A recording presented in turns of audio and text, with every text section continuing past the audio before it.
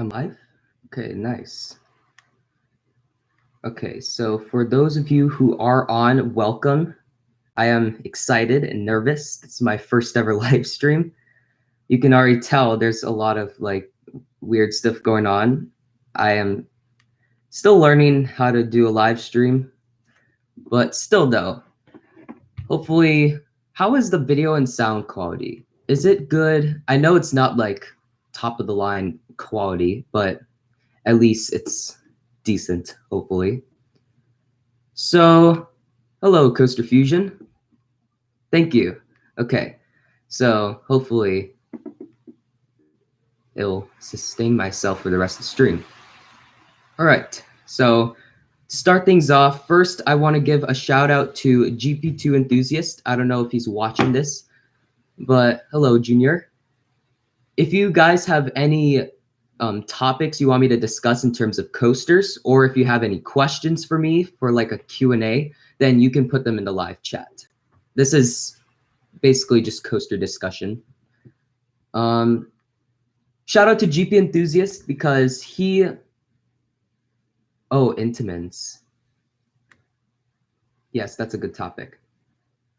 First of all, I'm going to give a shout out to GP2 Enthusiast because he basically, like, just by 2 shout outs, he got me like over 100 more subscribers. So thank you for that. Welcome all like new or like recent subscribers. I hope you're enjoying my channel so far. Let's start this off already. So, Intamins. Intamin is getting a comeback. I know that. I know Pantheon is one of my most anticipated coasters for 2020. I'm wondering how successful it'll be, if it'll come with a lot of reliability issues or if Intamin fixed them. It does have the, whatchamacall, it does have that high-speed switch track. So I don't know. I know Hagrid's uses it, but we'll see what happens with that ride.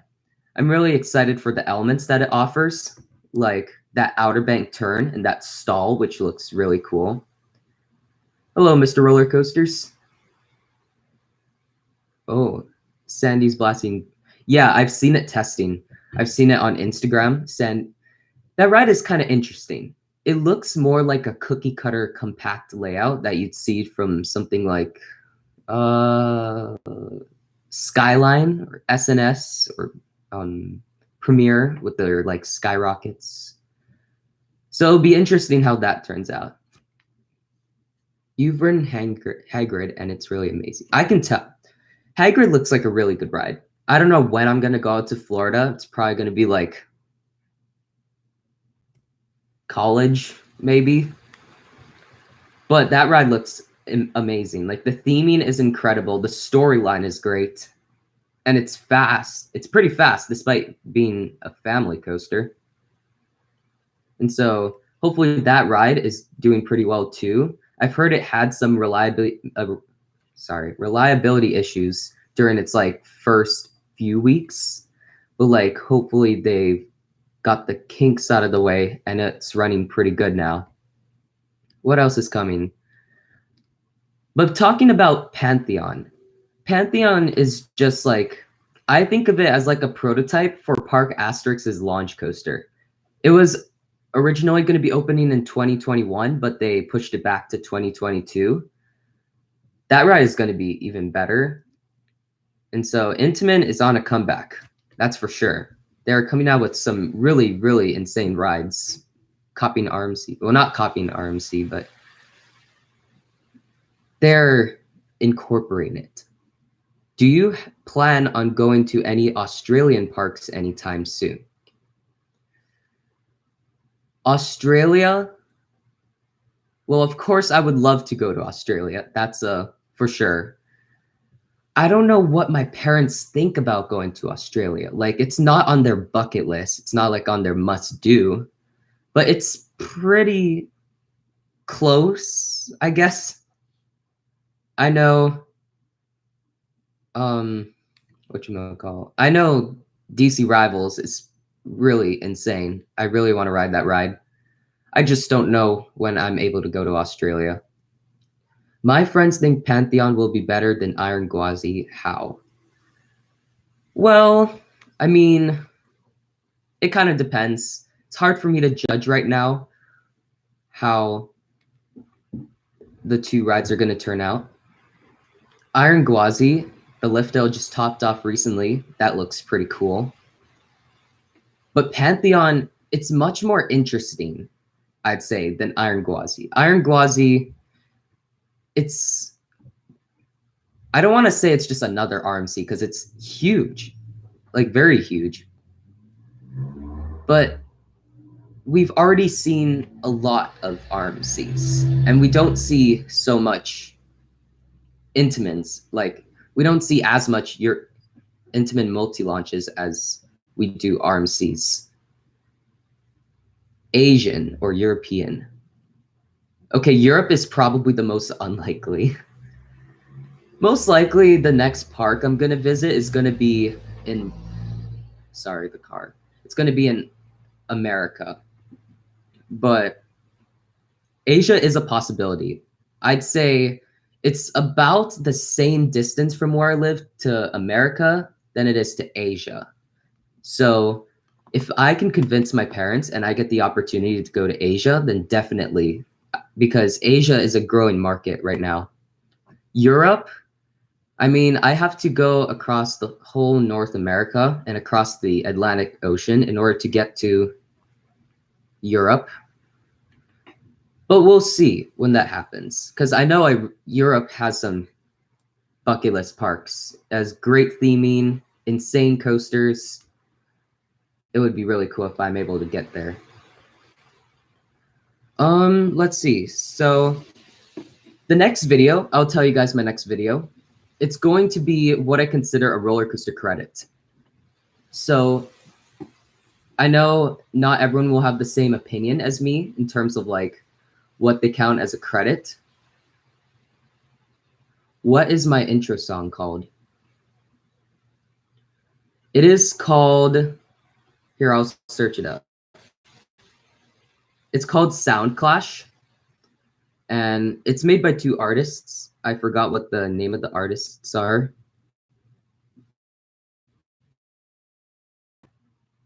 But I remember one time I just searched up 1, 2, 3, 4, 5, 6, 7, 8 in the search bar, and that song was one of the first search results, which is kind of hilarious. And so that was really good.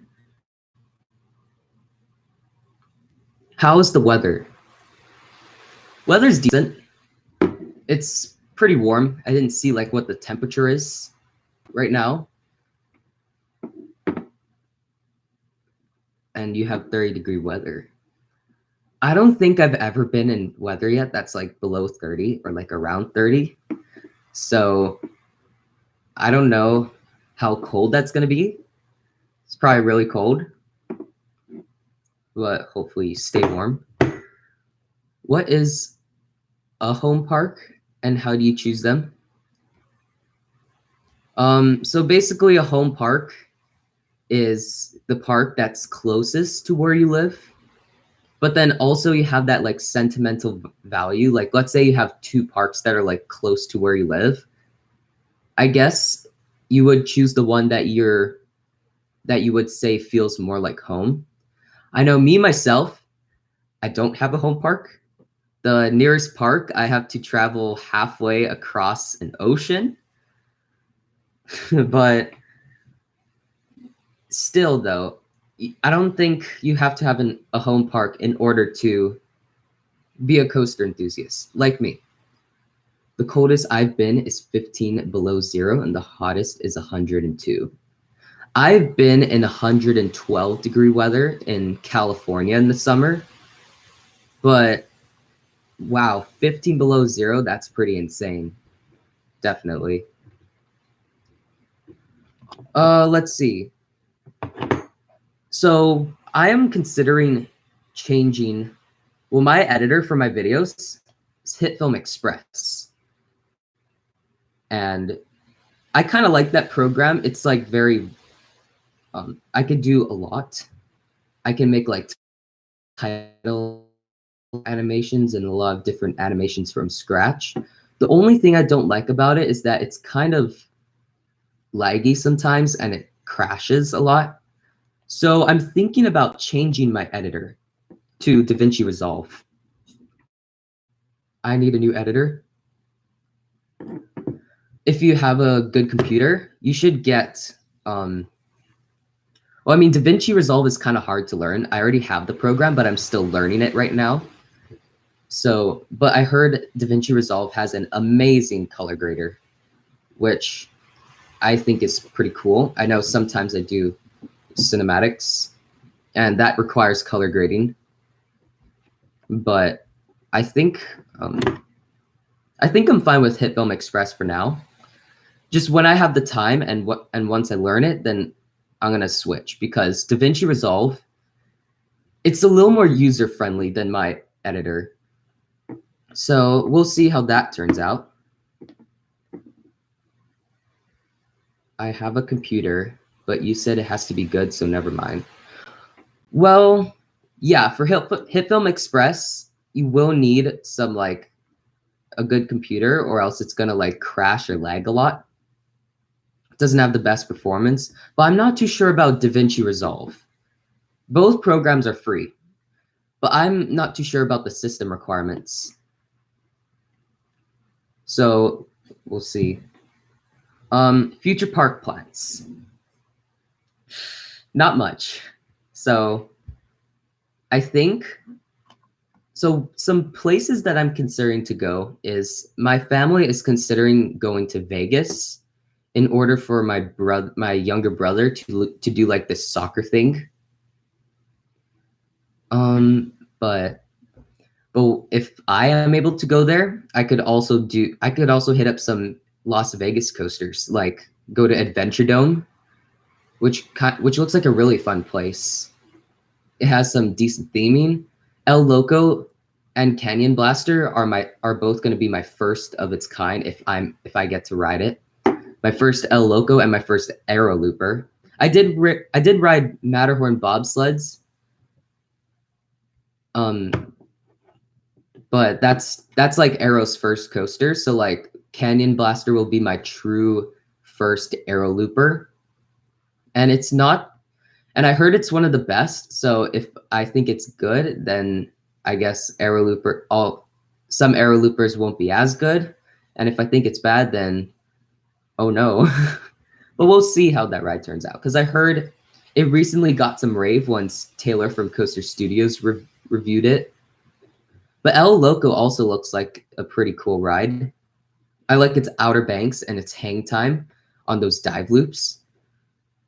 And so if I'm able to go to Adventure Dome when I go to Vegas, that's going to be pretty cool. They also have some decent flat rides. There is Chaos, which kind of reminds me of a zipper type ride. That would probably be like a really cool ride if I get to ride it. But Inverter looks like a really cool ride on paper, but I heard the restraints are like really bad.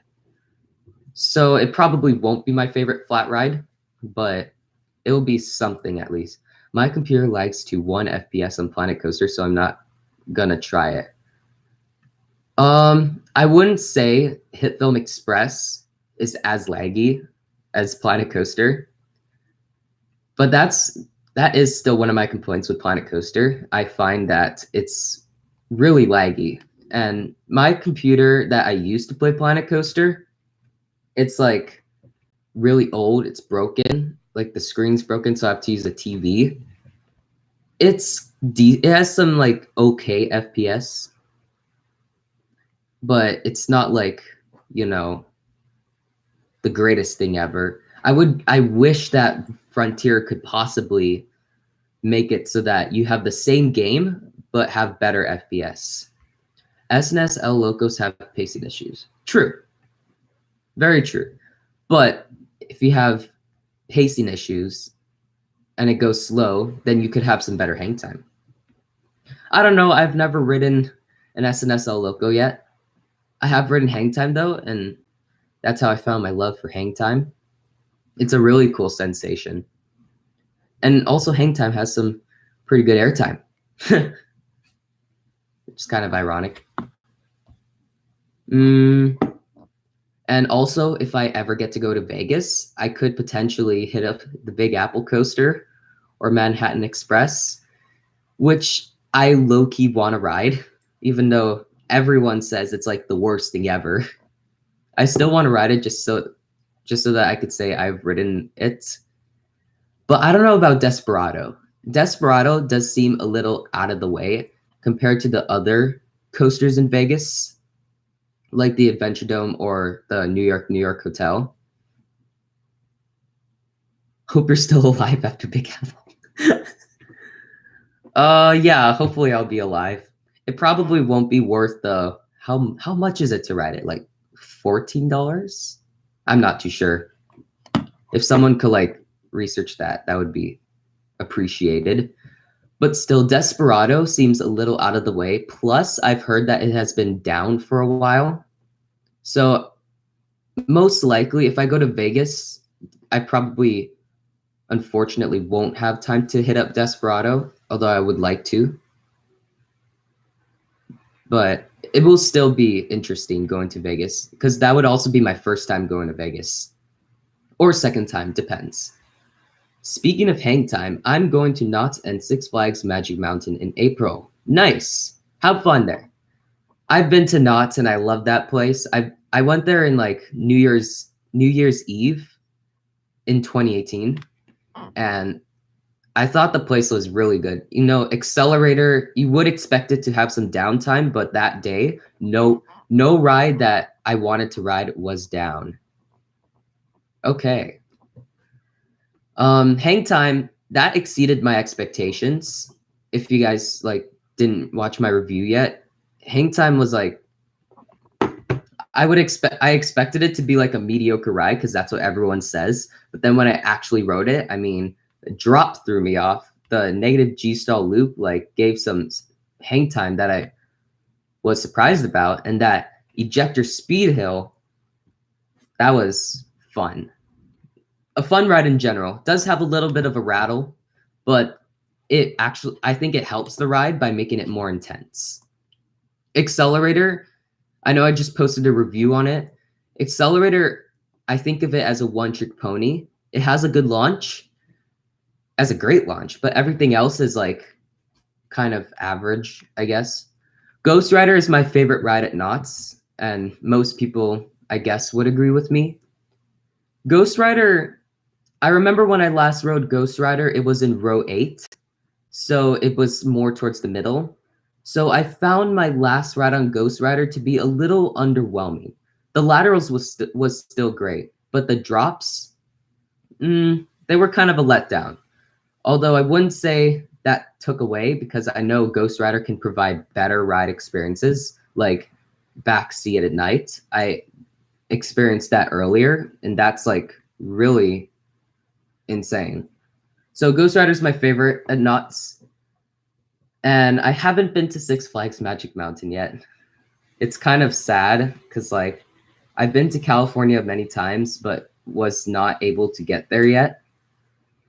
If I were able to go to California on my own, or like on a family trip, that would be like high priority for first thing. I only go to parks twice per year. My family don't like theme parks. Oh, I understand. That's basically what my family is like. They don't want to go out of their way to go to the mainland in order to, or mainland is like regular United States, in order to go to theme parks. And so what I got is like my local fare, the 50th state fare. I have to travel to another island in order to get there. That's about it. Like, if Hawaii was able to build a theme park, that would be really cool. But unfortunately, that's not what's happening right now. I guess the government's working on a railroad, or like a monorail. And that's still in progress. But I would love for Hawaii to build a theme park so that I could have a home park. And so I understand my family is kind of like yours.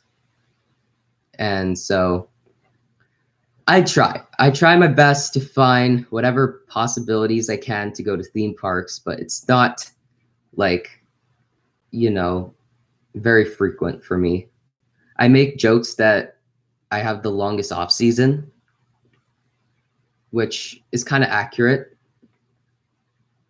So let's see. You should definitely ride X2 if you go to Six Flags Magic Mountain. Ride's completely nuts. Yeah, from what I hear from reviews, X2 is insane. Um, I heard that I heard very mixed things about X2. Like I've heard it's rough or like it could get shaky sometimes, but then it's also like super intense. Like one of the most insane things in the world.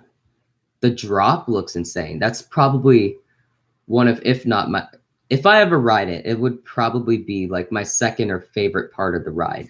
Cause like going down X2 face down and then you flip, do like a front flip at the last second. That's pretty nuts. And I've heard the second Raven turn too is like an insane element. And I thought was what was really cool that they did was kind of that like airtime hill, except you do like a backflip. And I don't know if that's like, you know, most people don't rave about it. So I would assume that like it's not as good as I would think of it to be. The rattle actually makes it more intense, to be honest. Yeah, that's the same thing I think of with hang time. The rattle makes the ride a more intense ride than like what people describe as like a forceless B&M looper. So yeah, I would agree. I just wonder if like I would enjoy it if I ride X2. If the rattle is not too bad, then it would be my number one. But if it's like super bad, then maybe it will drop. I have no idea. I've never ridden anything like X2. But if I go to Six Flags Magic Mountain, I would also be able to ride my first RMC, Twisted Colossus, which RMCs, I've always been a big fan of RMC and what they do. I've still yet to ride an RMC, but like they look really fun. Airtime. One thing I'm a little worried about if I ride my first RMC is the shin guards. Last time I've ridden a ride with the shin guard, it's brutal. And I'm talking about Coast Rider at Knott's Berry Farm. But I would assume that RMC shin guards are not as bad as that. So yeah. I would love to ride my first RMC though. Steel Vengeance, top of my bucket list. Number 2, probably Dodonpa at Fuji-Q Highland. 3, Formula Rosa.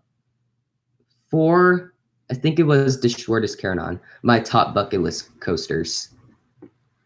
And so, yeah, I think RMCs look insane. X2 looks insane. I really want to get out to Six Flags Magic Mountain. I don't know about the heat.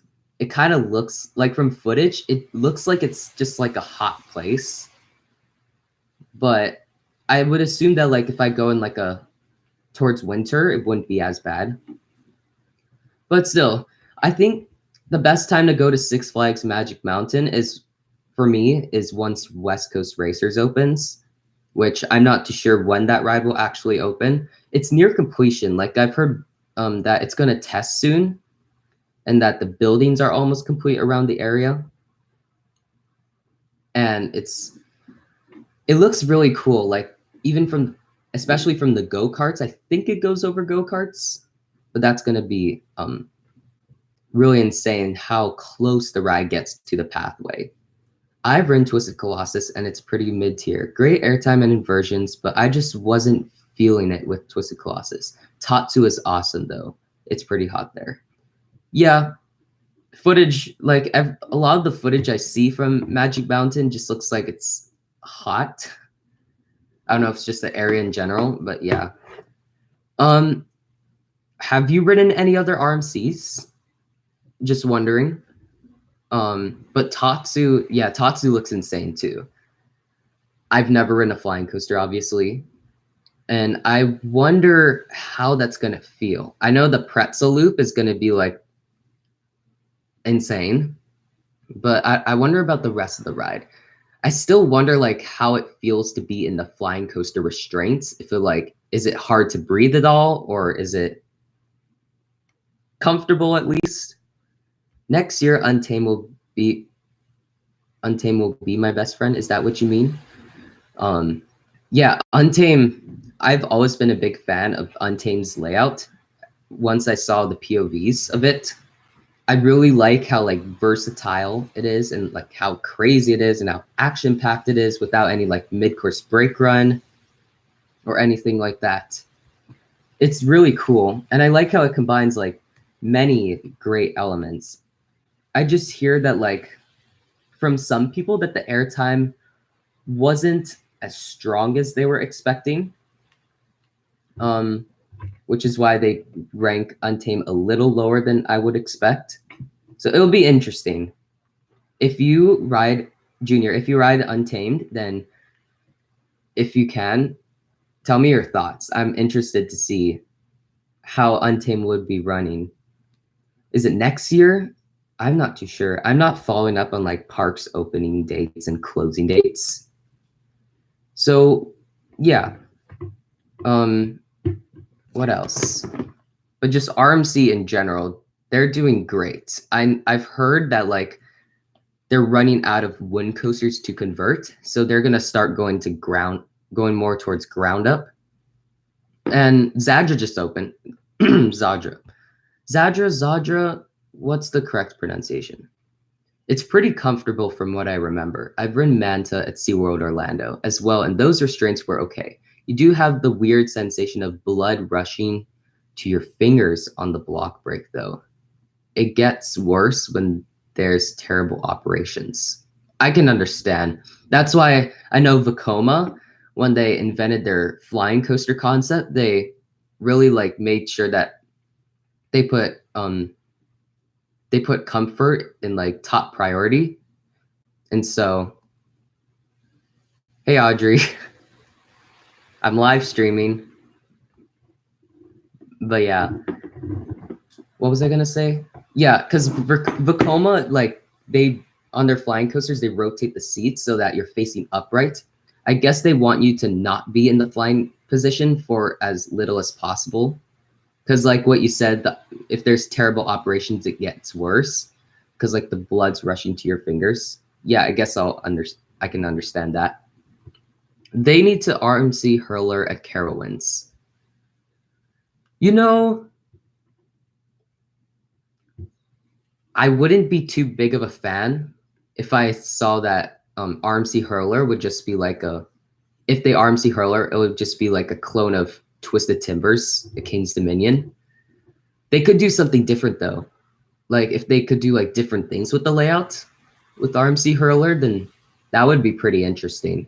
Like maybe different color scheme, different theme than Twisted Timbers. It'll make it different enough because Cedar Fair likes to be original. But I think I'm leaning a little more towards what Junior says, GCI Hurler.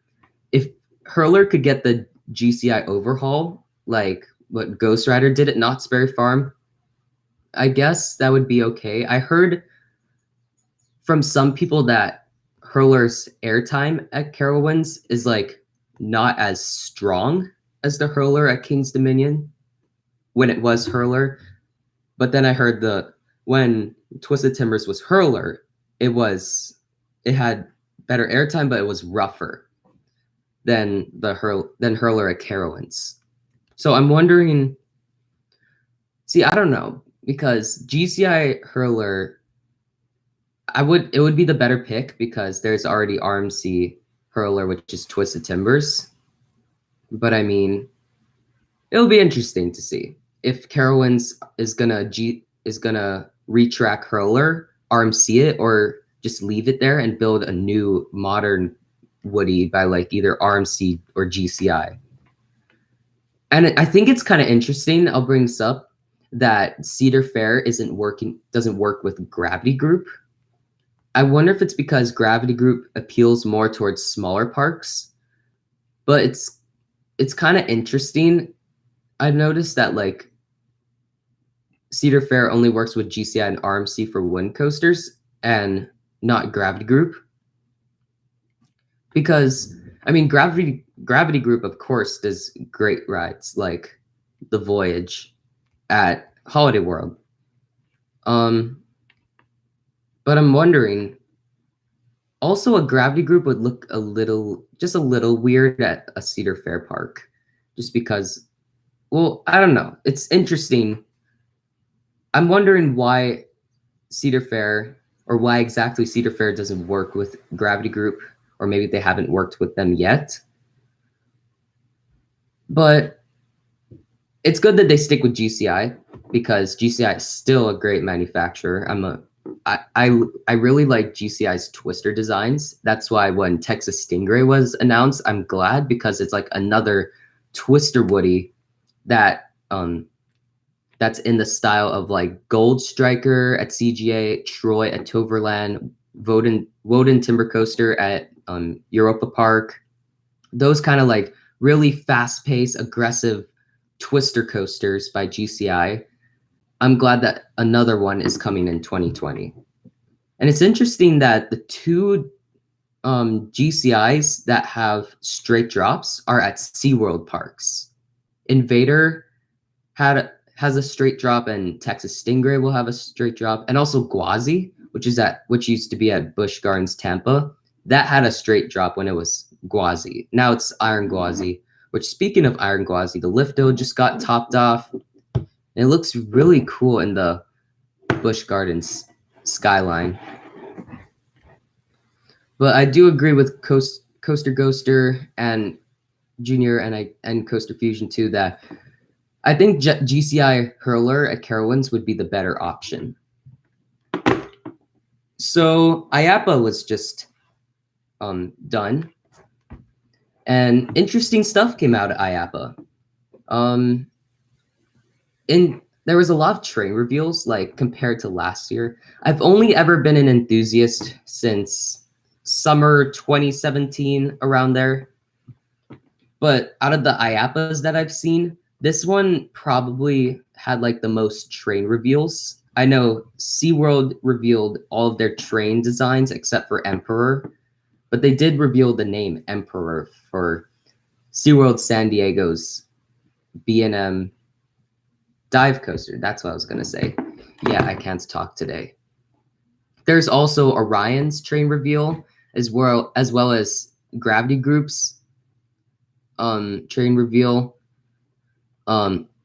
Yeah, that train reveal from Gravity Group, that's like way too detailed. It's like insane how detailed that front car is. But yeah, I do agree with Coaster Ghoster that IAAPA this year wasn't as crazy as last year. I know last year it had some like really exciting stuff come out, like Steel Curtains Trains, when we found out that it would have lap bar. Oh yeah, the Intamin announcements. When Intamin announced like the two coasters. Oh, my connection is unstable.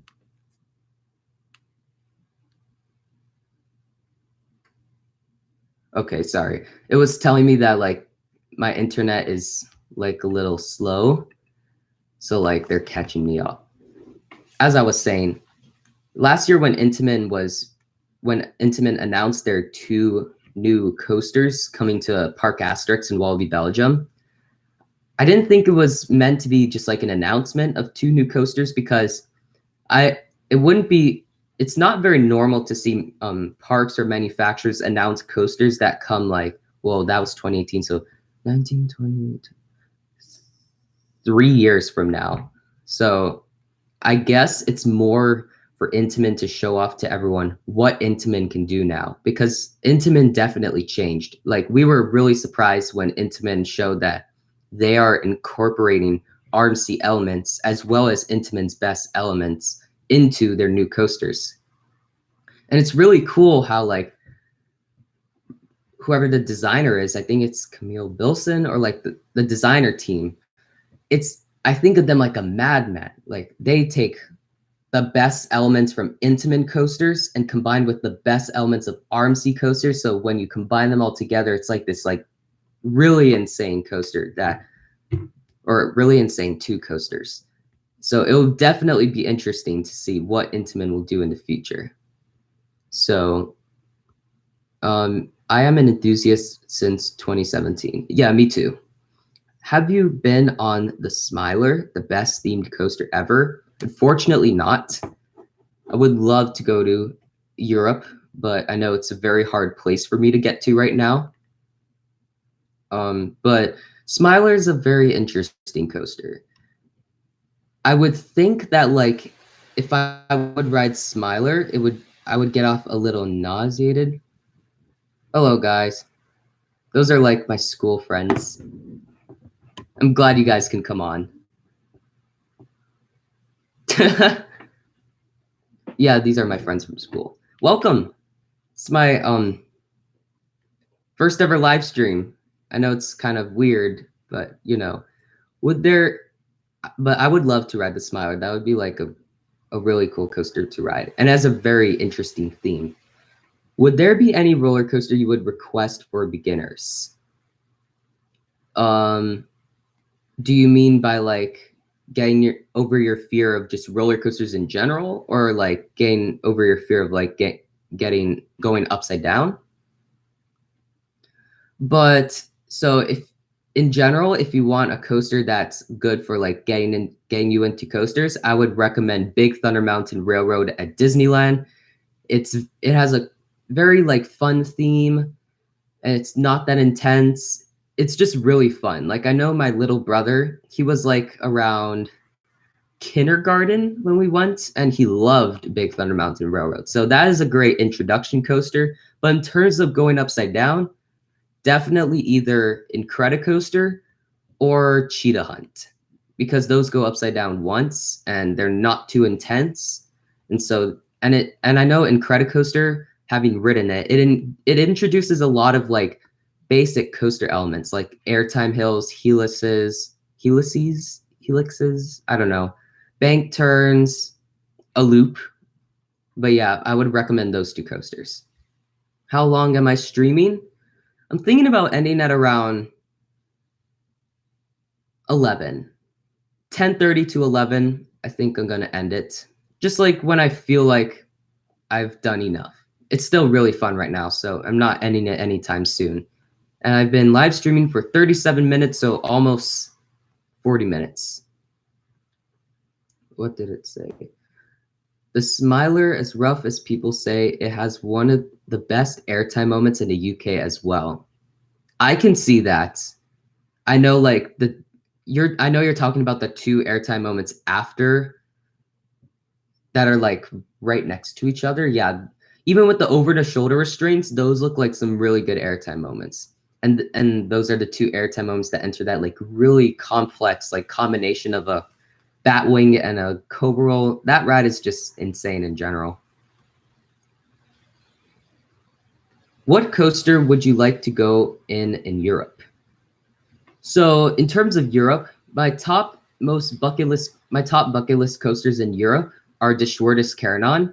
That ride, insane drop, super intense, super tall, super fast, has surprises, good theming, and everyone raves about it. It's probably like top of the line, one of the best coasters in the world. Gerstlauer did a great job on it. So that would be probably my number one, De Schwartes Carillon. Number two would probably be a tie between Expedition G-Force and Wildfire. I'd say Wildfire and then Expedition G-Force. And then number four would probably be Helix at Leesburg. Sweden, I want to get out to Sweden. They have some really good coasters. My first coaster that goes upside down was a Vekoma Boomerang. That's a good start. I know that coaster goes upside down like 3 times, and I know they're like everywhere and they're like not consistently the smoothest or the most enjoyable. But yeah, they're a good start. It's a big step though, like especially if you haven't ridden anything and then you ride a Vekoma Boomerang, it will be your first backwards. Well, yeah, if you haven't ridden a family boomerang, then it would be your first backwards coaster, which is pretty interesting. What's your favorite dark ride? Ooh, I have been to Disney and Universal, so I've ridden a decent selection of dark rides, but I'd say my favorite one is probably Harry Potter and the Forbidden Journey at Universal Studios Hollywood. That ride, I've only ridden it once, but it was so immersive and like really insane how like it's a robotic arm style dark ride.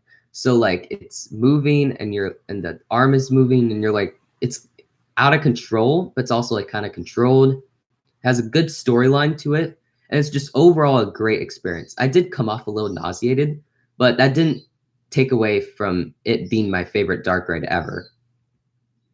Let's see. How are you doing, bro? Pretty good. Um, I know videos are like more distant than usual, like in terms of like uploads. I'm trying to get back to a 1 week schedule, but because of homework and like personal life, it's hard, but I'm trying my best. Next week, I'm gonna post a video, and I'm spoiling it to you guys. My next video is gonna be about what I consider a coaster credit. I know not everyone's gonna agree with me on what I consider a coaster credit, but it's gonna be a pretty good video.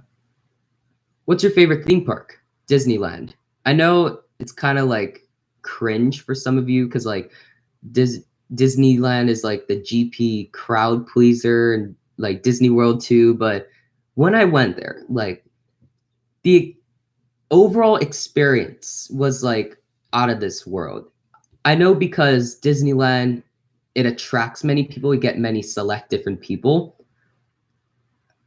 I mean, like I've met an Ohio band there, and I found out that they visited Cedar Point, which I thought was really interesting because like one of them has written Steel Vengeance. I'm like, and like at that time, I just had this sensation like, oh my gosh, I've met someone that has written Steel Vengeance. I know it's kind of cringy, but like it was really cool meeting an Ohio band. And that same day, it was the first time I got stuck on a roller coaster. It was Big Thunder Mountain Railroad. It was only for like around 15 seconds, but it was still really cool that I got stuck on a lift hill. So Disneyland is definitely my favorite theme park, but like in terms of roller coasters, definitely Knott's Berry Farm. Knott's Berry Farm is a very close second. Haven't been to that much, so I wouldn't, I guess, have a very long list. Hopefully I'll get out to more soon. What's the worst coaster you've been on? You see, that's a tough one. I've ridden some pretty bad ones, but not any that's like completely awful. I haven't ridden an SLC or a boomerang yet, and I haven't ridden anything from Pinfari or not a Zamperla Volaire. But I'd say some of the worst coasters I've ridden, it's like in between. It's like either Coast Rider at Knott's Berry Farm, Matterhorn bobsleds. I know some of you will kill me for that. Pony Express, that wasn't too good. Jaguar wasn't too good either. But I'd say the worst one is probably Coast Rider. The layout is not bad at all. It's actually like my favorite Wild Mouse layout. It's just that the restraints are so bad. Like I remember going down the drop and because I had my hands up, the restraint clicked like it went down a click, and so it hurt even more for the rest of the ride. So that was horrible. SLCs are not that bad. Yeah, I can understand that. SLCs aren't consistently bad. I know like there's some good ones like Roller Coaster Mayan, I think that's what it's called, at Energylandia. Great Nor'easter at Maurice Piers, and Riddler at Six Flags New England. Those have the new vest restraints, so I would assume that those aren't as bad as the regular SLCs with those like huge bulky restraints. Those just look horrible. Dreamcatcher is the worst coaster I have ridden. I'm going to search that up in RCDB. I recognize the name, but I forgot what coaster that is. Let me just see. Ours right here. What type of coaster? Dream RCD's not working. My phone's not working. Great.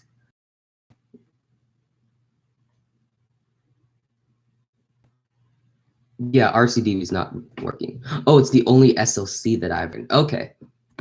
So, yeah. Did you think Steel Vengeance ran slower in 2019?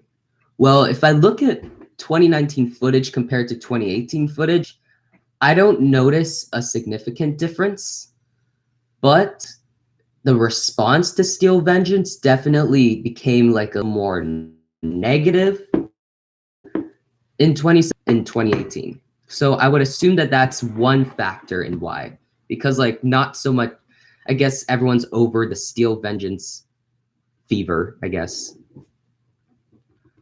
So yeah, I would say Steel Vengeance did run slower, not because of footage, but just because of the more negative response that I've gotten. Hey Ben, it's my first live stream. I know it's not the best, but at least it's decent, hopefully. Are you a fan of wooden coasters? Yes, I am a fan. I've ridden Ghost Rider. Sadly, that is my only wooden coaster I've ridden, but it was pretty great. So I didn't know what to expect because I did ride it after the GCI retract. So what's cringy was that the first time I've ridden Ghost Rider, it was like after the retract. So, and it was my first wooden coaster. So I was like, that is not as smooth as I expected because everyone was saying how smooth Ghost Rider was. I had like super high expectations, which I shouldn't have had. But then the more I ride it, the more I appreciate it because it's like super intense. It has great laterals. People say it's the perfect wooden coaster, and I would definitely understand them who say that. Let's see. It did. I rode it both years. Okay, so yeah, I think Steel Vengeance is a little slower. Dreamcatcher was Vekoma's first suspended coaster. Oh, is that like? I remember Vekoma did do suspended coasters. I think that's a Dreamcatcher. It's like this like. I know Vekoma suspended coaster is like very squiggly. I'm not too sure. I must really sound GP right now. RCDB. What is your favorite manufacturer? For now, RMC, because they have a great track record and they consistently make great rides. I haven't ridden an RMC yet, but I've ridden an Intamin. Intamin's my second, and I know Intamin's improving a lot. So since Intamin has more variety and it has like the better restraints in general and like the better comfort, Intamin could top RMC for me. It just depends. Once I ride my first RMC, I will have a better idea. But for now, RMC. Oof, my home park is 4 wooden coasters. Is your home park Mount Olympus? Not Holiday World. Wait, is it Holiday World? No, Holiday World has 3. Yeah, Holiday World has 3 wooden coasters, so it wouldn't be that. Okay, same. Yeah, I know RMC is like a most people have RMC as their favorite. It's like a tie between RMC and Intamin for most people. But those two manufacturers are definitely like top of their line, innovating, improving, making insane rides. Keep it up, RMC and Intamin. I'm lucky my home park is Cedar Point. Yes, you should be lucky. Cedar Point is my top bucket list park.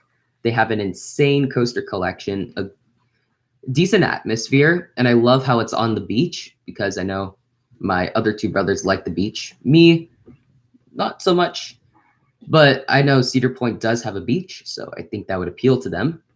My home park has only 1 wooden coaster. I can't tell what your home park is. But I know it's good that most parks does have 1 wooden coaster to have variety in their lineup. But I know like some wooden coasters can be like this, like have very similar rides, which is why most parks don't try to go for multiple wooden coasters. What's your top three? 1 Intamin, 2 RMC, 3 Vekoma. I can definitely understand when you say that because Intamin, of course, is improving. I know if you're from, I don't know where you're from, but like Europe, Intamin has like some really insane rides, and so does the US. But in Europe, I think Intamin's doing a little better. But Vekoma, I can understand. I know they're only starting to improve now, but I know recently their first Top Gun model, which is at this park in China, that just started testing. I know it's slower than the animation, but it's still like in Blitz. My connection is unstable again. Yay. Yeah, sorry if like the connection is like not so good for you guys. It's pretty decent for me, but like I don't know if it's very good for you guys. Hopefully you guys could still like tolerate it. Number 1 RMC, number 2 Intamin, number 3 B&M. I can understand that too. B&M they basically perfected their craft. Like although we enthusiasts don't particularly like their rides now because they're like little they're successful, well, except for I guess Valraven. But B&M in general is like they're really good for parks if they want like a good reliable coaster that can attract the GP. So for parks, B&M is better than like I don't know, Intamin or RMC. But for us enthusiasts, I know manufacturers like Vekoma, RMC, Intamin, I guess Gerstlauer, SNS. We prefer some of their coasters more than some B&Ms. So I can understand what you're going for when you say that B&M is number 3. I'm watching you, Wazowski. Always watching. Yay. Hey, Roscoe. Hope you're enjoying the stream so far. I know it's not the most professional. Hopefully it's decent. Let's see.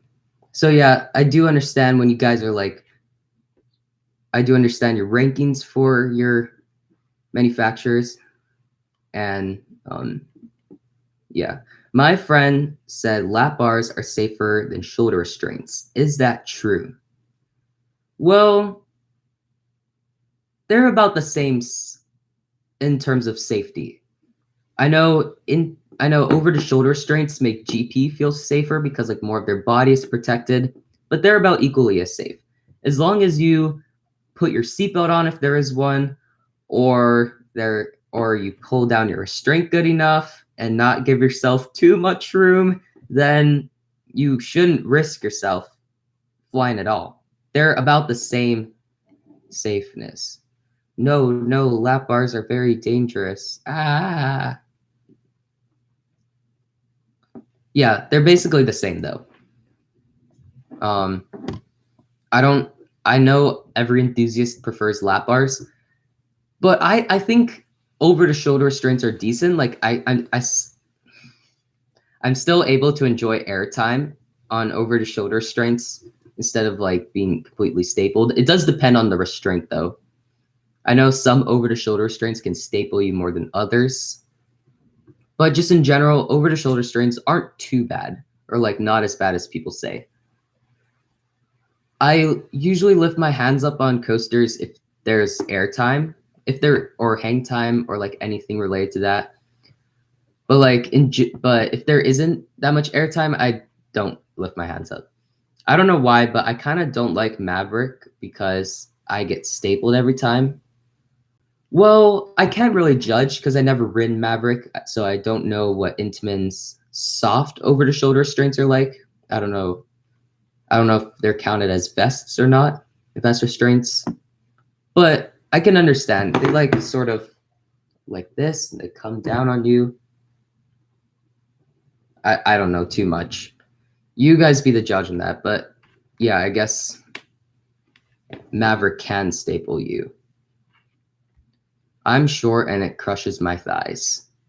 It's funny how Intamin's like one of the only manufacturers that like people are saying that it crushes their thighs. My mom is calling right now. But it's interesting how like we only complain about Intamin thigh crushing us and not any other manufacturer. So yeah, I know these like pull down lap bars that Intamin and Mac or Mach and now Zamperla, because IAPA this year, are now utilizing. I think it's a really cool system. I wonder how GP respond to it because I know it's like over here. So like when they pulled it down, and like, ooh, yeah, it's over the shoulder strengths. It could be safe. But then when they realize that there's no shoulder things, I wonder how they would respond to that. I know, right? But I do like the concept of the pull down lap bar. I think more manufacturers should start utilizing it. What do you think about Iron Gwazi? That's a tough one. It's because I know, like, if you're comparing Iron Gwazi to Steel Vengeance, there's definitely a different design approach. I know Gwazi is more twister-like, so instead of doing a lot of airtime moments and going out and back, they have to do a lot of turns in order to satisfy the layout better. But it'll be interesting how Iron Gwazi turns out. I know RMC isn't particularly the most known for positive G-forces, which is why I wasn't too sure when I saw that Zadra and Iron Gwazi incorporate more twists and turns instead of airtime hills. But I mean, I've heard that like there's this one section of Zadra, it's that first turnaround that is apparently super forceful. So yeah, I guess I am wrong when I say that. But I think I'm gonna judge Iron Gwazi more when I see the full layout, like a POV of it officially released. I know a lot of people like to do predictions, like no limits to predictions. And I mean those are pretty accurate, but I'm just not too sure if like the actual layout has like kind of minor kinks or like minor modifications. So it'll be, I know from what we've seen so far, I know like we go down, you're supposed to go down like a 91-degree drop into this like outer bank turn or something. And then you turn and twist again and you go into that 0G roll that like almost like a barrel roll drop. I don't know if people would count that as a barrel roll drop, but I'd say I would because it's a barrel roll that's going downward in like a pretty steep angle. And then you go into like a this like stall overbank turn / stall element that's like kind of steep. So some people would consider it an inversion. I would consider that like unless it's forceful, it'll be like an okay part of the ride, I would predict. But here's the thing, it does like an outer banked wave turn, which I know that's different from the supposedly first element, which I think they haven't built yet. But I'm kind of like not too big of a fan that they put like 2 outer bank turns. Well, I mean, other RMCs do that. Like I know Lightning Rod does that, I think, and Untamed does it. So I'm not too disappointed by that, or like I don't know how to explain it. But then I guess like from what we've seen so far, after that outer banked wave turn, you go into a step up into a braking wave turn and then a 0G stall. It's interesting because like I know on Zadra, once you get a slower speed, the elements start to get more compact, which like most RMCs do. So it'd be interesting if RMC could do like the same thing with Iron Gwazi. And so, yeah, I want to know. I'm very interested in what the second half of Iron Gwazi is going to be like, because I know some No Limits 2 predictions have it, but I don't trust that until I see the official layout. So it's interesting how Iron Gwazi will turn out. I'm not too big of a fan of how SeaWorld doesn't release their POVs until like more towards the coaster's opening. I know they released Texas Stingrays as POV, but that's about it. I cannot go down. Sorry. Zadra is easily a steel coaster. Well, most of the layout is made out of wood, except for the steel structure on the lift hill. That see-through lift hill. And so, I guess some people would consider it a steel coaster, but I just consider it a hybrid coaster. And so, I don't know about, because I know Iron Gwazi has that similar lift structure, which more RMC coasters are utilizing. And so, yeah, it would be pretty interesting. My mom's trying to call me, so I'll text her saying that like I'm doing a live stream right now. Can you just give me a second?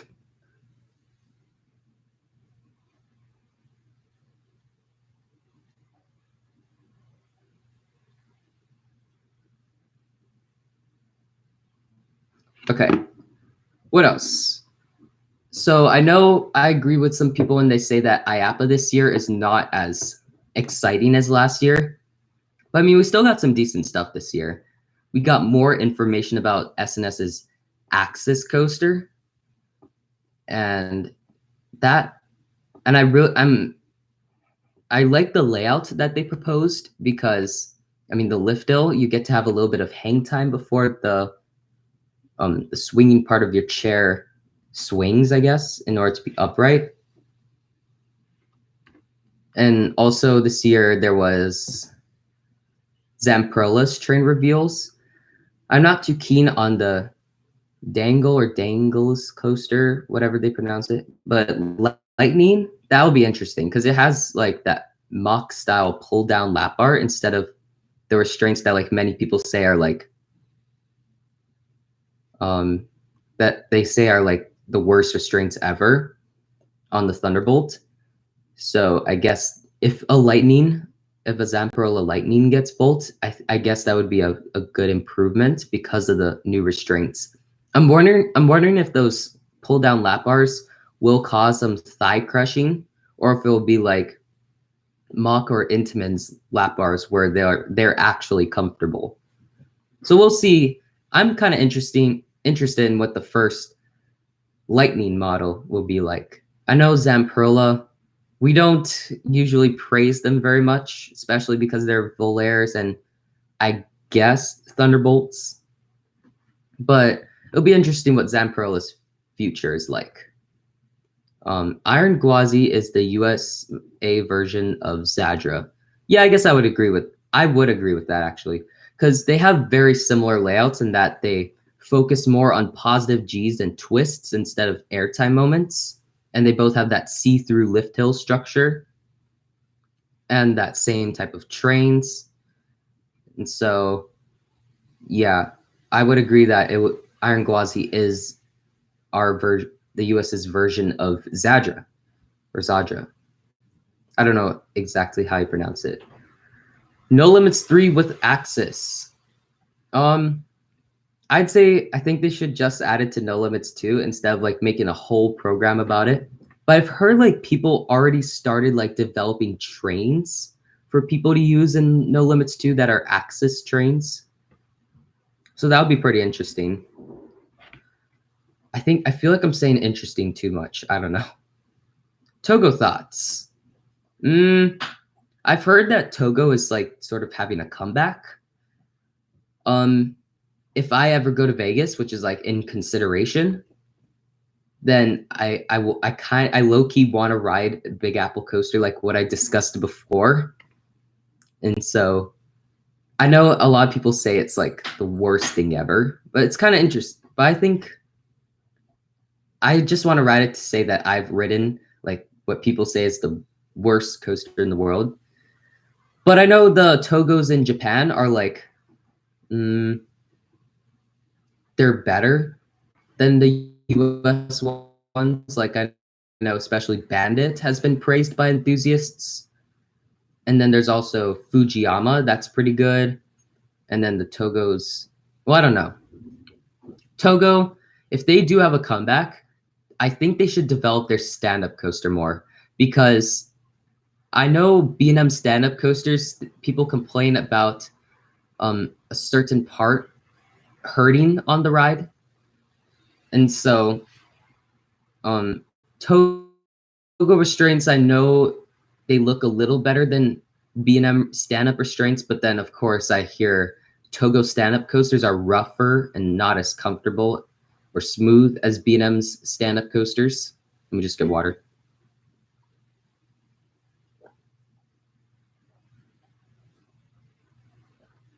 But if Togo does have a comeback, then I'd say parks should look into Togo, because I know with Togo, like not being in business, they should like discuss how they could improve their track, I would assume. So then when they actually make new coasters, I guess they would have a better track for it. Hello, Joe Board. If this stream is basically coaster discussion and Q&A, so if you have any topics for me to discuss in terms of coasters, or if you have questions for me, then you can post them in the live chat. How many crews do you have? I'm not sure what you mean by crews. Oh, credits. Okay. I have my coaster count right now is 20. I know it's not a lot, but hopefully I could ride more soon. Yeah, if I visit, what am I saying? If I visit Vegas, then I could get at least 3 new credits, but that's only if I ever go to Vegas. Oh yeah, another trip that I'm considering is that I was invited on a band trip to California to visit just Disneyland, to do like a workshop there and then go back to where I live. And I know it's another missed opportunity to visit Six Flags Magic Mountain, but at least it's a theme park that I could visit. So Liam McConnell's coaster count is 21 and Junior's coaster count is 19. Oh yeah, we're pretty close. I'm like right in the middle. I know I've just reached 20 coasters. I don't know when I'm gonna get my 100th coaster. And I'm still wondering, how do people do those like milestones? How they like get that sign that says like 100th coaster? Do they like hold it just for like a picture, or they hold it for the whole ride? So like in the rider cam, that it shows the picture of them. I really want to do that once I hit like 50 or 100 credits, because it sounds like a really cool thing to do. Joe Board's coaster count is 32. Nice. What parks have you guys visited, and what's your favorite park that you've been to? Let me know in the live chat. And also, what's your favorite coaster? What else could I discuss? I know IAPA, there was also, let's see. IAPA held the SBF Big Air. I forgot about that.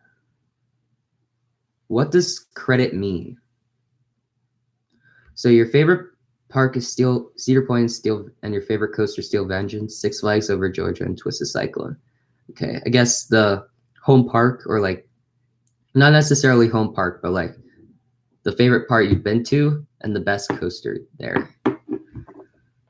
Six Flags Over Georgia looks like a decent park. I know they have like a really good coaster collection, or at least decent. Well, they actually have a good collection. They have like a B&M Hyper and RMC that's kind of short, but still people rave about how good the airtime is. They also have a Schwarzkopf, Gerstlauer, B&M stand-up. That park has a pretty stacked lineup. And so what does credit mean?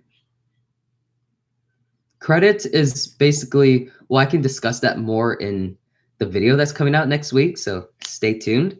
But basically, a credit is a new coaster that you've ridden. It doesn't matter what kind of rows you sit in or how many rides you've had on it. every coaster you've ridden is its own credit. So like if you've ridden 21 different roller coasters, then you get 21 credits. Scooby-Doo coaster, Australia is my favorite. Nice. My favorite parks are Wallaby Belgium, Plopsaland, and Bobbejaanland. My favorite coaster is Psych Underground, Pulsar, and Vampire. Interesting. I know since my one video about roller coasters getting stuck upside down got so popular, I've learned more about the accident of, was it Sirocco? Is that how you pronounce it? But yeah. I wonder why when I remember that video was made over a year ago, but when I researched like what are the accidents or like how many times coasters got stuck upside down, they never mentioned Sirocco at Wallaby Belgium. So it's kind of weird that like websites didn't mention it, but like people know it. But I clarified it in a pinned comment. And yeah, so oh yeah, so hello, William Venner Gaming. I'm sorry if I didn't pronounce that correctly. I'm sorry. If you have, this live stream is basically coaster discussion and Q&A. So if you have any topics you want to give to me, then you can, or if you have any questions for me, then you can put it in the live chat. Can I give you a quiz on roller coasters? Sure. Maverick got stuck upside down on the horseshoe roll during high winds, I think. Yes, it did, but I guess that doesn't really count because there was no people in it. It was a test run. And it's because of high winds. You pronounced it properly. Okay, good. My favorite topic is flat rides. I like the topic of flat rides. So my favorite flat ride I've ridden is Supreme Scream at Knott's Berry Farm, which is the only drop tower of its scale that I've ridden. If I ride like an Intamin or a Larson drop tower, then maybe it could top Supreme Scream. But for now, Supreme Scream at Knott's Berry Farm is my favorite flat ride. Second favorite flat ride is Speed. It's like a KMG Speed. It's like one of those rides that like you're on this like really tall thing and it swings and your seats are able to rotate. It's a really cool ride. What type of ride is Valraven? B&M dive coaster. Pretty easy. But yeah, third favorite, Zipper. That ride always impressed me. It's like a really cool ride. It sucks that like zippers are only at carnivals and not at amusement parks. I wish that they're at amusement parks. What's your favorite traveling flat ride? So I know Supreme Scream is at an amusement park, but Speed is in a traveling fair circuit. So Speed, which is like a KMG Speed, that is my favorite. And pretty close would be Zipper and Blackout. Blackout is a KMG inversion, so it's like a frisbee ride, except it's able to go fully upside down. That ride delivers some great positive Gs and great hang time. Zipper, very whippy. You could get like some air time, hang time, whip, positive Gs, all of that in one ride. It's especially if you go on the ends of the Zipper, like chassis thing, whatever it's called. It gives you some like really good whip. I skipped it. Yep. My favorite drop tower is Dalton Terror and Intamin drop tower. Yeah, Intamin drop towers, people say, are the best. So it'll be interesting how Intamin drop towers stack to SNS drop towers. I know SNS drop towers aren't the most liked in the coaster community, which I don't know why, because like you're able to go multiple times, but I guess Intamins have a better drop. Name a B&M flying coaster. Tatsu. It's Six Flags Magic Mountain in Valencia, California. My favorite traveling flat ride is Air Max 360, which is a loop fighter, and the seats also spin 360 degrees like a star shape, but smaller. Well, let's see. Air Max 360. I'm going to look that up on my phone. What Woody would you want to see RMC the most? See, I get that question a lot. Now, earlier I said that like RMC is running ones that I think they should RMC. Sorry, connections. Tobu, that's a good RMC candidate just because it also like closed. There's also this the Intamin Wind Coaster Jupiter. I forget which park it's from, but it's Wolverine Wildcat. That's probably the one I want RMC the most because Michigan's Adventure has a great CCI, and so Wolverine Wildcat is redundant. Although I don't think they're gonna RMC it because it's Michigan's Adventure and they don't get that much. But Wolverine Wildcat at Michigan's Adventure is probably the one I want to get RMC'd the most. Let's see. Oh yeah, Air Max 360.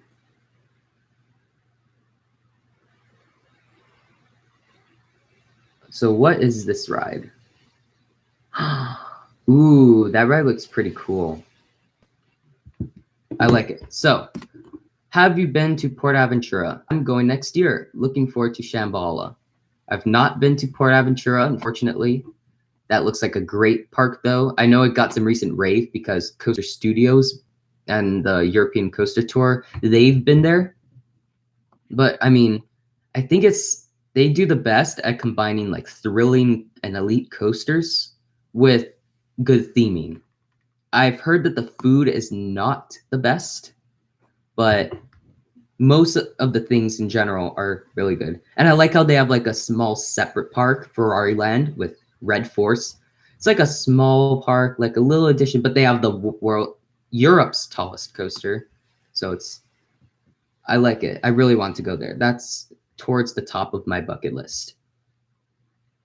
Okay. What would he, okay, I answered that. Explain, oh, that's a hard one. So basically there's these like hydraulic presses, and when they press, it like makes a lot of energy, and the energy turns this cable, and the cable has this like little thing attached to the track. The train attaches to that so that when the thing rotates, it pulls the cable and it launches the coaster. That's my best try. I know it's not like the best, but it's my best try. There are 2 rides called Air Max 360, so search up Loop Fighter instead. So the Loop Fighter. The ride that I've seen is like a frisbee ride called Air Max 360 that's like goes fully upside down and the seats are able to rotate vertically. I don't know if that's the correct one, but that's the one I saw. One question, what's your favorite ride at Great America in Santa Clara, California? Well, I haven't been to California's Great America yet, but I would love to go there. That's probably a very likely park for me to go to next, but I would assume that the best ride there would be either Gold Striker or Railblazer. I think Railblazer would have the slight edge over Gold Striker, but both look like they're pretty close. Do you know anything about Beijing Juha Amusement Rides Manufacturing Co. Ltd? Well, GP2 Enthusiast recently made a video about it. So, yeah, I've learned a lot more than like what I would expect from the internet. And so I know they knocked off coasters. They made like their own version of an SLC. They made like spinning coasters. I don't remember too much from the video though. I have to watch it again. How old are you? 15. Are you visiting other European parks when you visit Port Aventura? Is that a question for me or the person who's going to Port Aventura? Who is it? I forget. Yeah, that's the correct one. Okay. Well, that ride looks insane. Like, here. That ride looks pretty insane, though. I would love to ride that. Yeah, that's the correct one. Okay. Would you like to have Gold Striker RMC'd? I'd say no.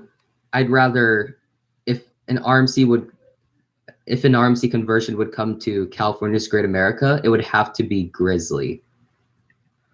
Weren't you? Would you like to have Gold Striker? So I'd say no. Don't have Gold Striker RMC. Have GCI retract it if possible. But then RMC Grizzly if possible. Wait, weren't you visiting Port Aventura 808? Oh, it was this guy that chatted, and he said he's visiting Port Aventura. I said I wasn't, but I would love to, because it's like a really big theme park that combines like thrill rides with theming. So I would love to go there. Sorry about the confusion. What do you prefer, hydraulic launch to start a roller coaster or a chain lift? So I love accelerators launch, so I would prefer a hydraulic launch, but just because they're so unreliable, I'd say lift hill, sadly. Or did I hear wrong? Maybe. That's okay though. What's your opinion on Alton Towers? It is my home park. Alton Towers, it's very different from other parks I've seen because it's very spread out. Like from videos that I've seen, there's like a lot of open grass areas, and then there's like rides in different places. It's huge in general, and their themes are pretty interesting. I know Merlin likes to go more dark with their theming, but I really think they're like incredible in terms of like fitting rides underneath a tree line and still having it be like really great rides. Just look at like Nemesis, Smiler, Wicker Man. Those are like great coasters that are like below the tree line. So props to Alton Towers. Keep it up. Who is from Europe in the chat? Northern Rides, I know that. Do you have any interest in any Danish parks? Jur Summerland and what is it, Bakken? Is that how you pronounce it? Those are probably the two most intriguing Danish parks in my opinion. What is there? There's also I forget what the other ones. I know you probably know much more about Danish parks than me. Tivoli Gardens. Yeah, Tivoli Gardens is also a really cool one because they have what's it? Wuchebane? I don't know if I pronounced it right. Let me know in the chat. I probably pronounced it wrong, but that's like one of the oldest, really good pronunciation of Bakken. Yay. But that's one of the oldest wooden coasters in the world. So it would be like really cool if I got to ride that. And plus they have Vertigo, which is like, I've heard people rave about it and it looks really insane from off ride and on ride. That's a flat ride. And it's like probably, if I had a bucket list for flat rides, that would be like at the very top. What's your opinion on Iron Gwazi? I've said this before, but like, I don't really have an opinion yet until I see the full layout, like a POV of it. But I mean, it's really cool how like a lot of the elements on the ride are big, like the elements that we've seen so far, like the outer banked wave turn, the really steep overbank turn, the, what is it, barrel roll drop, or like a 0G roll that like goes downward. The and I know the ride will have a 0G stall too. So it combines a lot of great RMC elements. It's just that it kind of focuses more on the big elements and not so much on like the small bunny hops that like RMC likes to do on some of their conversions. You actually pronounced Wuchebane really well, and it's so good too. And yeah, Vertical is the most intense ride I've ridden. It's insane. Yeah, I would understand. It's like that ride, you could like twist like that and twist like that, and then it goes like vertical. It's like super insane. I would love to ride that. Are you going to be live streaming for long? I joined 5 minutes ago and regret not joining earlier. I really don't have a time when my live stream is going to end. I'd say the very latest is probably going to be, well, in my time, 11:30. But I know for you guys, it's probably like a little later. So I would say the latest I'm gonna end it is in, what was it? 30 minutes plus 9 minutes. 39 minutes from now. I don't know. Are you okay? Also, what is your opinion on Fantasy Island in the UK? They have the world's tallest SLC and the world's smallest Vekoma coaster. Okay, so I didn't really research much on the park Fantasy Island, but I did look at a lot of POVs of, was it Odyssey? Yeah, I think that's the name of the SLC. And that ride looks interesting. I look at POVs of Odyssey because I know Vekoma's starting to introduce the STC. So I'm wondering like what inversions are they capable of doing that's not in the standard layout? Because I know that has like a vertical loop, a Cobra roll, 0G roll. Is there a corkscrew on Odyssey? I don't know. But like I know. Wait, let me just search if they're Fantasy Island in United Kingdom. So they have Millennium Rhombus Rocket. Interesting. I'll look more on the park later, but for right now, I am in the stream, I guess. What did you think about the original Gwazi? It's a little more great. I know I haven't ridden it, but I know people say it's a little rougher than most GCIs. The layout kind of looks a little more graceful compared to other GCIs, but I know it's because it's one of GCI's earlier coasters. Do you think that the GCI Steel Hybrid Track will compete against RMC hybrids? You know, I know GCI was very vague on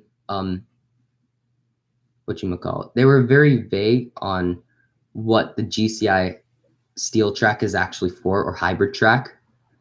But if they were able to do hybrid coasters with that, like how RMC would in the style of RMC, then maybe it could be a competition. But I would assume that that steel track is mainly used for if GCI wants to do inversions. But I don't know. It's kind of really unclear about what that GCI hybrid track is made for. I mean, smoothest Vekoma coaster. Yeah, I could understand that. I don't know about since like Lek Coaster and Formula opened up, but like maybe. Favorite aspect in a roller coaster. Okay, so I know most people don't have this as their favorite, but my favorite aspect in a coaster is actually just the fact that it's enjoyable.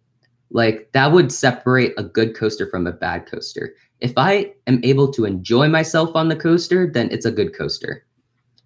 But then besides that, airtime, probably. Airtime would be my second most favorite aspect. There is a corkscrew on Odyssey. Yeah.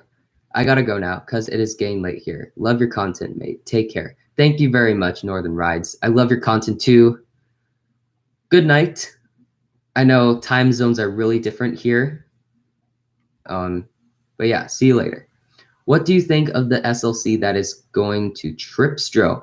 I am really excited about that. I know, what is it? Tato Park was planning on doing a family boomerang / STC combo, but it was like rejected by the government or like neighborhoods. So I was kind of sad. But then when Tripstro said that they were doing like the same thing, that got me interested again. I wonder what the STC layout is like because I really want it to be like a competitor against the B&M invert because then that would force B&M to innovate a little more with their inverts. I don't know, because inverts were on a little bit of a decline. So yeah. I'm really excited for the STC coming to Tripstro. Search the Santa Cruz Beach Boardwalk. Well, I've searched that a lot already. That looks like a pretty cool place. I know they have, was it Giant Dipper, which is the classic wind coaster. They also have Undertale. They have like some pretty cool flat rides. And I like how it's by the ocean.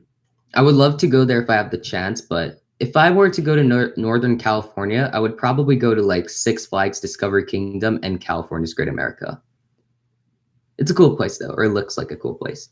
Have you ever ridden a coaster slash flat ride that has been too much for you? That's an interesting one. So,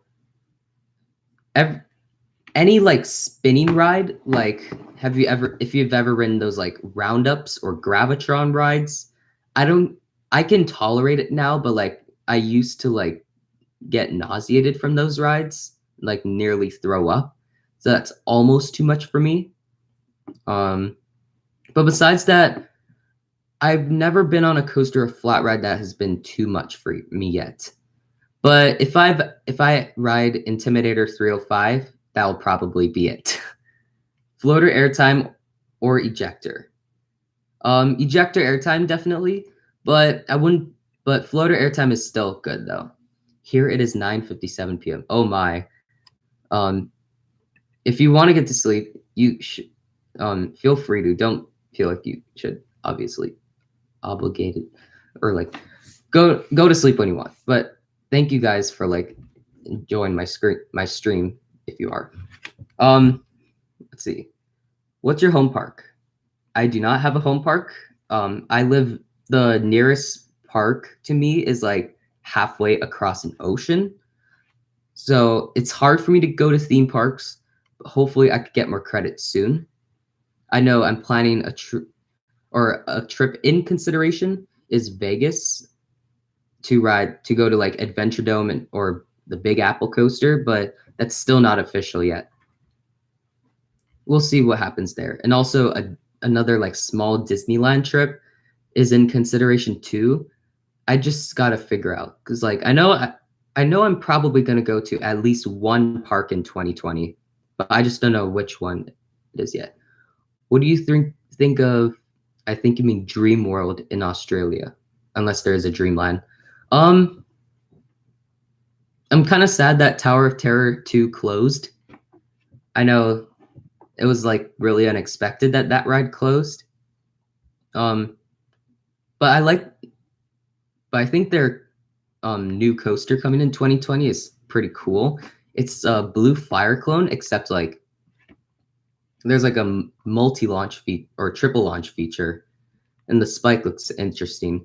I'm just not too keen on like the launch because the launch looks a little forceless, I guess. But Dream World looks like it's gonna step up its game soon. We'll see what happens to Dream World. Okay, gotta go. Might come back later. See you later, Joe Board. I hope you enjoyed the stream. But one thing I want to talk about is the SBF Big Air model. Mock Multi-Launch or Intamin Blitz? Intamin Blitz, but they both cater to different audiences. But Copperhead Strike looks like a ride that I would really enjoy. But the SBF Big Air model, I was never expecting anything like that to ever be like made. I know like I sort of got used to the sound of like the sound of burning rubber. I now correspond it to the car on the Big Air coaster like flipping. I was really surprised when that popped up at IAAPA this year. You're from Hawaii? Yes, I am. I know it's a very obscure place for an enthusiast, but after I visited some parks, I got into roller coasters. It would be interesting if SBF did like that same model, or they would do like different layouts for the Big Air model, but I heard there's one coming to a place in Michigan. What do you think about American Dream Mall? That looks like a cool place. I mean, TMNT Shellraiser looks like a really cool coaster. I find it weird how like Fuji-Q Highland doesn't make it like a dive coaster feature. They just let it go slow before the huge drop. But TMNT Shellraiser does hold you there before dropping. That coaster in general looks insane. I like all the big elements. I don't know if you get hang time on it, but like it's pretty cool. I heard it has like a little rattle, but that probably wouldn't interrupt the ride experience too much. There's also Shredder. That looks like an okay spinning coaster. There's, what is it called? Nickelodeon Slime Streak. That's if they could fix the restraints, that would be a really good family coaster. And Sandy's Blasting Bronco. These are weird names. That looks like a pretty cool ride. It'll be interesting because Intamin hasn't really done anything like that. And I've heard it does testing soon. It did testing recently, so hopefully we could have a opening for it that's pretty soon. But yeah, I like the theming in the mall, and looks like a really cool place. Search up Robo Arm Ride. Sure.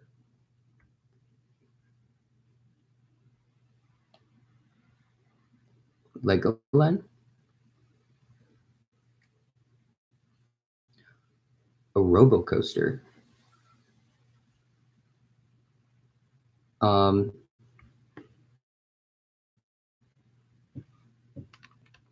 Wonder what you mean by that. It's my internet's not so good right now, so it's loading right now.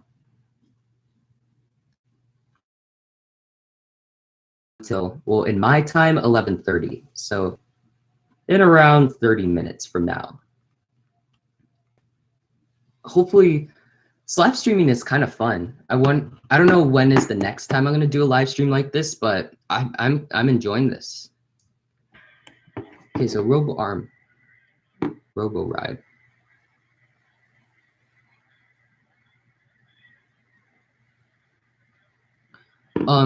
Is this Robo Arm Ride that you're talking about at IAPA, or is that like a park or something?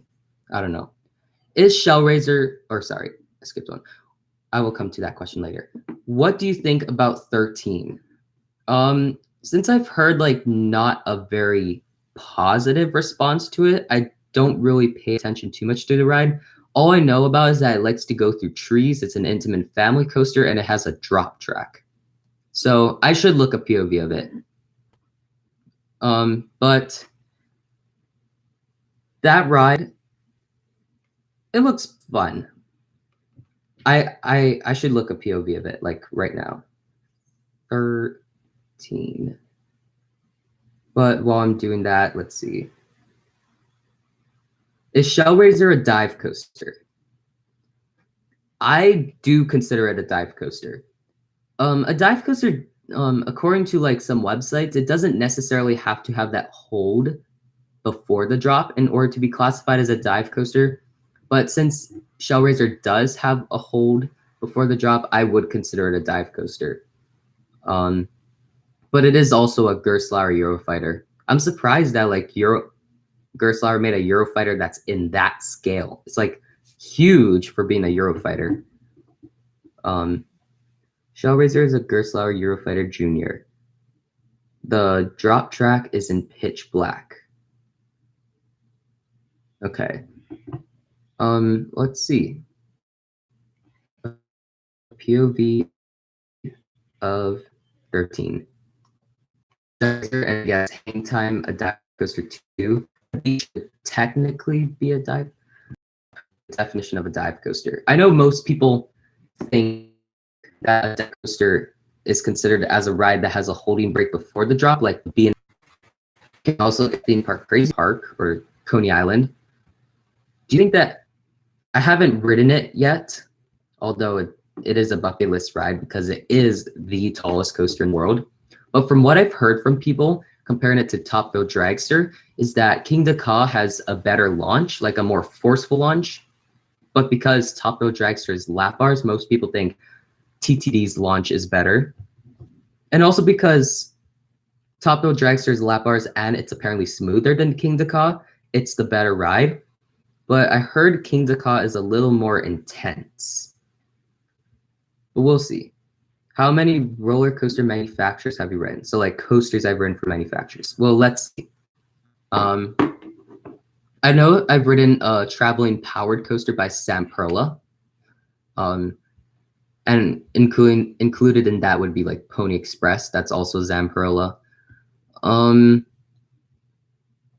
This little kiddie coaster called Jungle Twist is made by Wisdom Ride, so that would be another manufacturer. If I go to the top coasters I've ridden, Ghost Rider, I consider Ghost Rider a CCI, so I never ridden it. So I technically never ridden a GCI yet. But that would be CCI. Accelerator, that's an Intamin. Silver Bullet's a B&M. Hang Time's a Gerstlauer. Coast Rider is a Matt or Muck. What else have I ridden? Space Mountain is made by Dynamic Attractions, so that would be 8. Is there anything else? Matterhorn Bobsleds is Arrow, so if I haven't counted that, then yes, that would be 1. Oh, I called it Premiere. That's Revenge of the Mummy. That's 10. I was just thinking.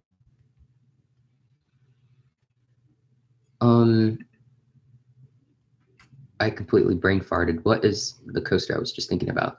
Sorry, guys. But at least 10 manufacturers I've ridden different coasters of. What top spin type or manufacturer looks better? Well, I don't really look too much into top spins because, I mean, I feel like top spins wouldn't be my favorite flat ride.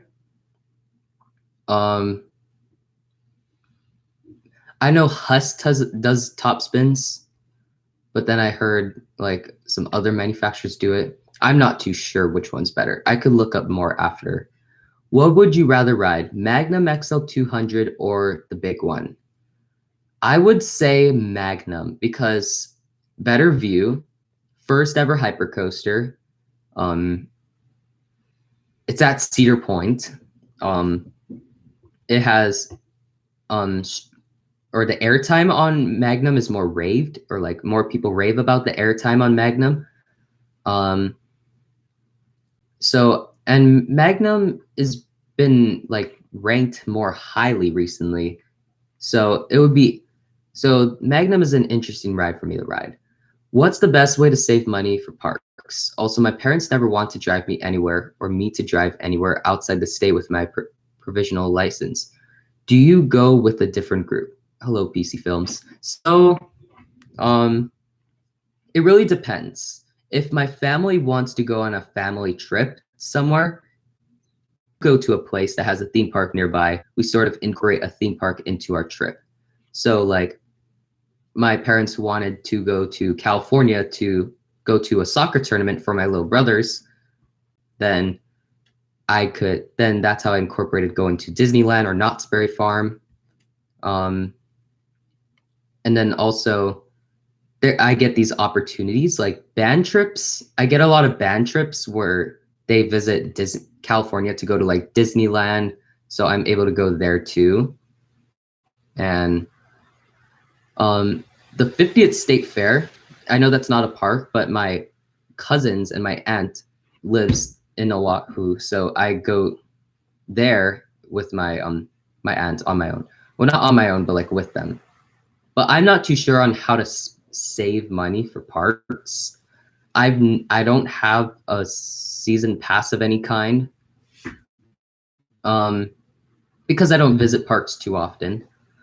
But I would say I'm not too sure. So, do you go with a different group? If I am able to go on a band trip that visits theme parks, then I go with my band friends. But that's about it. What's your favorite Miami ride? You rode one at the 50th State Fair. Um, 50th. What Miami ride did I ride at the 50th State Fair? I wonder. Talocan is the best top spin in Europe. Yeah, I would agree with that because it has like some insane theming. Let me just get water for a second.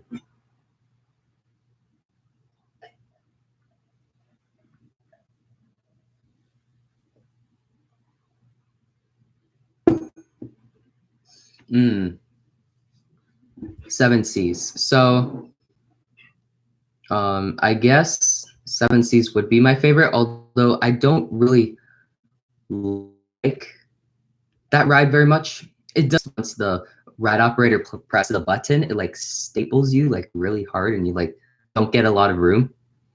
Um, but I do like Seven Seas though.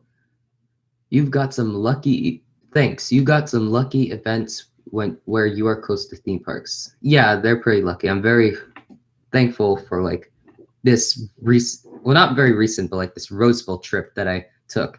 I was invited to a band and they played in the Rose Bowl, and because of that, I was able to visit Universal Studios Hollywood, Disneyland, and Knott's Berry Farm. Unfortunately, they wouldn't go to Six Flags Magic Mountain, but that's like kind of far away. But if I ever go on a family trip and we're near Six Flags Magic Mountain, or if like some organization wants me to go there, then yeah, I would definitely go there. Where your coast theme parks. Yeah, thank you for that. What else?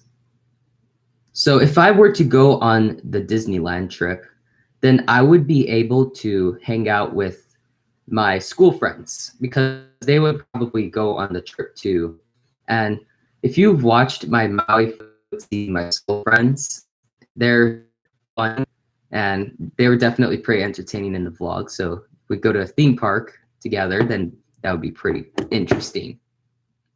Especially Disneyland, because I know Disneyland, they probably love it. I got to the toilet. Bye. Okay. See you later, Junior. But yeah, so hopefully you guys are enjoying the stream so far. I think I'm gonna end it in around 15 minutes. So if you guys got any more questions, I'm gonna go now. My grandparents are in Australia, and I want to call them before I go to bed. See ya, 808. Okay, so see you later. Had a nice time talking to you. So should call your grandparents. Show your feet. Why do you want me to show my feet? Is there any specific reason why I should show my feet? Okay, see you later, William Benner Gaming. Is there a certain reason?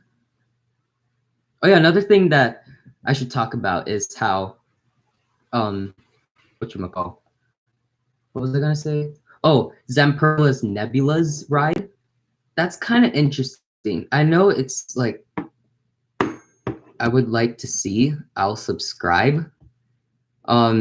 Well, I have some content that you should watch. Maybe subscribe from there. But here, fine. I'll show it for a split second. There. Happy? I know it's pretty short, but still. But anyways, Zamperla's Nebula's model, I think looks kind of interesting. I don't know how the forces are like, but from off-ride, it looks really cool. But I wonder how it is on-ride. If any of you guys have been to Coney Island recently and have ridden the Nebulas there, then tell me how it is, because I'm very interested to know. What else could we talk about here? I know SBF has a really insane Big Air concept.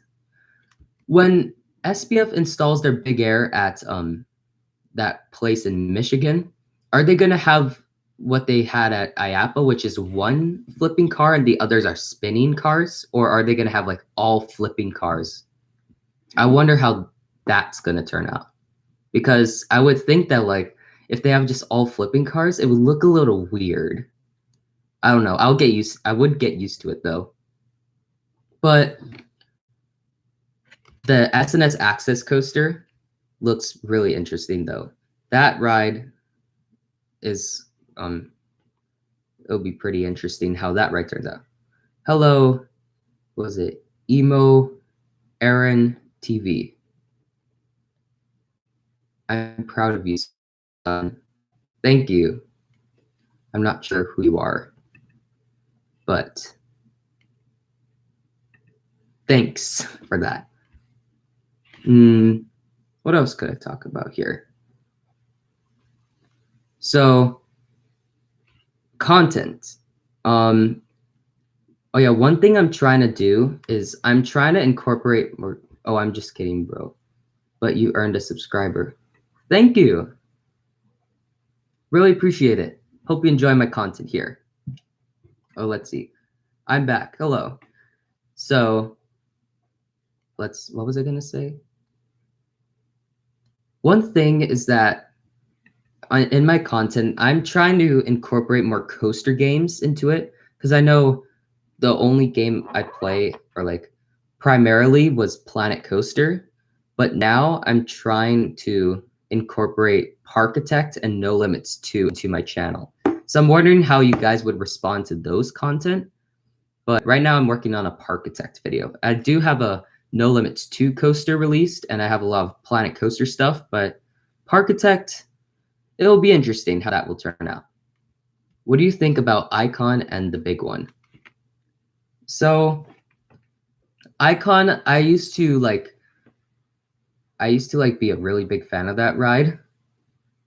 And that ride, I like how, well, it's supposed to be more like Cheetah Hunt, but I mean, it has some good airtime moments from what I heard.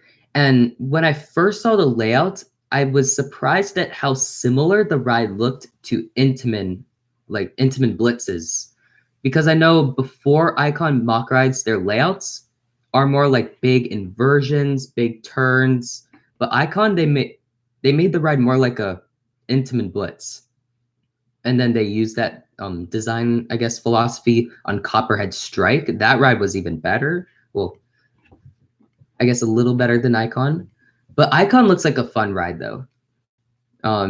Big one, though, I'm not too sure about big one. I can't really judge right now. I don't know how like smooth it is, but I know like it's a little more spread out, and like not many people talk about how good the airtime on big one is. It's kind of like unknown.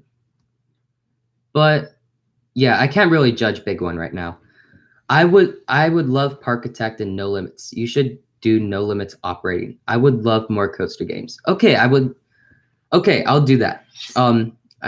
My next video or my next like coaster game is gonna be a time lapse of Parkitect. I'm gonna start building a park in Parkitect. The big one is the roughest ride in the world and has no airtime, Lamau. Okay. That's funny. So I guess was my prediction right, I guess? But yeah. Thank you guys for the encouragement. I will try do more coaster games. I want to try do like a pattern. So like next video is going to be Parkitect, then it's going to be Planet Coaster, then it's going to be a No Limits 2 video, and it's going to keep on going in that triangle, I guess. And so we'll see how that first Parkitect video comes out. If you guys enjoy it, I'll definitely do more because I really like that game. Parkitect, it could use some improvements. Like there's some things that I want implemented in it, like 3D POVs of coasters. I want that, or maybe even a smooth tool. But Parkitect as a game right now is a good game. I would play it more.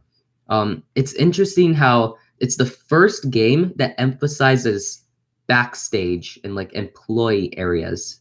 Like I know Planet Coaster and whatchamacall, No Limits 2 is more coaster based, but like Planet Coaster doesn't emphasize employee stuff that much. You should build on, yes, Minecraft. So if you guys really want, I could even like make a Minecraft amusement park series. That would be funny. Dang, you're still streaming. Yes, I am. Although I'm gonna end pretty soon. I am still streaming. I've never streamed, and plus my uploads are a little more decent. So in order to like sort of make up for it, I'm gonna do this like pretty long stream. Let's go 808 Coaster Life. Thank you.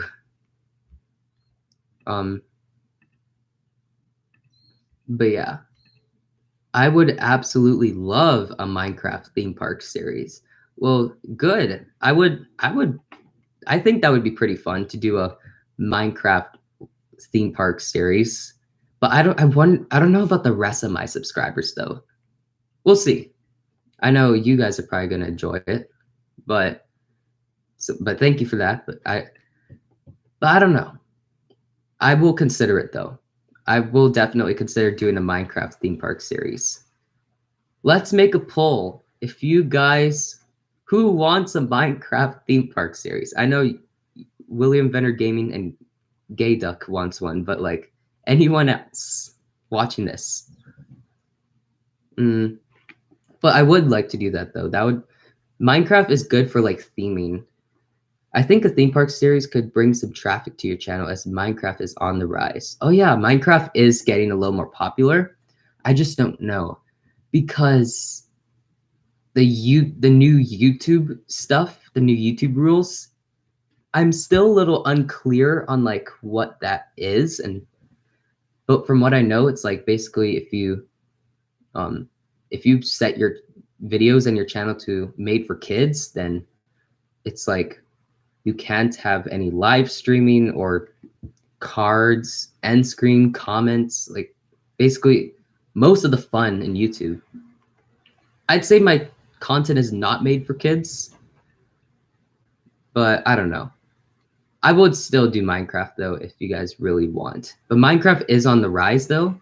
I know there's like videos about Minecraft like being a trend again. Because Minecraft, I mean, I've been playing Minecraft for a long time and it's like it's a game that I always come back to. I know there's like some times where I don't like to play Minecraft and there's some times where I come back to Minecraft. I never like uninstall Minecraft unless like I really want my device to like not focus on gaming. But yeah, I would love to do a Minecraft series. Any ideas for like themes or themed areas? Can you sing Owl City Fireflies for us? I'm not sure what you mean by that song, but I'm not good at singing, so I'm sorry, but I'm good. Yeah, this stream will end in 5 minutes, so like very final questions you guys have, please enter them, and I'll try to answer as much as possible. Thank you guys for sticking around with me. It has been really fun doing this. I'm probably gonna do a live stream again. I just don't know when. When is a good time? I'm also thinking about doing a Q&A. Do you guys think I should do a Q&A? Because I know I haven't done a Q&A since like last year. So like I've never done one in a while. So if I did one, then it would be good. But yeah, what do you guys think? Should I do a Q&A?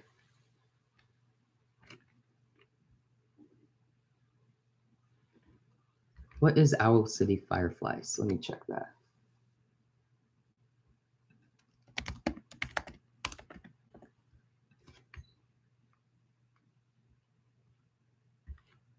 Okay, watch out.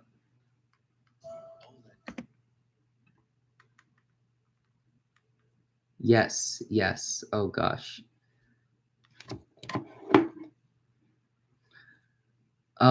I don't think I'm gonna sing it because I don't like singing.